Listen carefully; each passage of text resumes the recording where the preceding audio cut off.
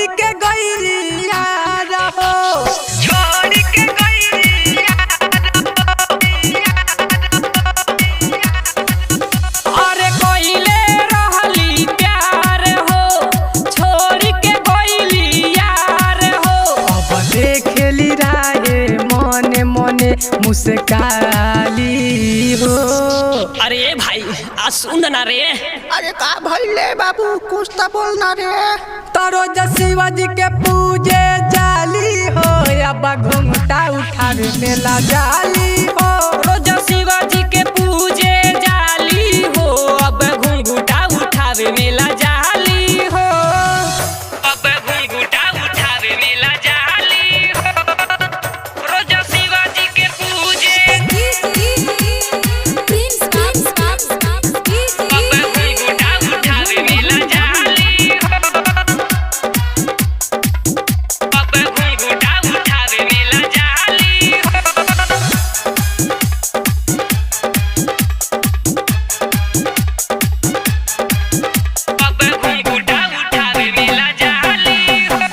रहली जबना दान हो, लिखत मोर नाम हो, लिखत मोर नाम हो, लिखत मोर नाम हो।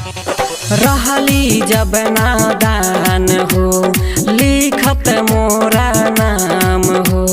भइला शादी ससुरा गइली, कइली अब बेनाम हो। सैया के संगे घुमावेली, भंगिया धतूरा चढ़ावेली। अब लागेल कि बोल में उडेराली हो। अरे चाचा रे चाचा, अरे काहे रोताले रे, मत रो। तोरो शिवाजी के पूजे जाली हो, अब घूंघटा उठावे मेला जाली हो। रोज शिवाजी के पूजे जाली हो, अब घुंघुटा उठावे मेला जाली हो, अब घुंघुटा उठावे मेला जाली हो। रोज शिवाजी के पूजे अब घुंघुटा उठावे मेला जाली हो, अब घुंघुटा उठावे मेला जाली हो। Shivansh recording studio Maharajganj. अब घुंघुटा उठावे मेला जाली हो। प्यारे परदीप कहेले, संग में सुनील रहेले, संग में सुनील रहेले, संग में सुनील रहेले। प्यारे परदीप कहेले, संग में सुनील रहेले। माही मनीष अभिषेक राज, दुखावा दर्द सब सहेले।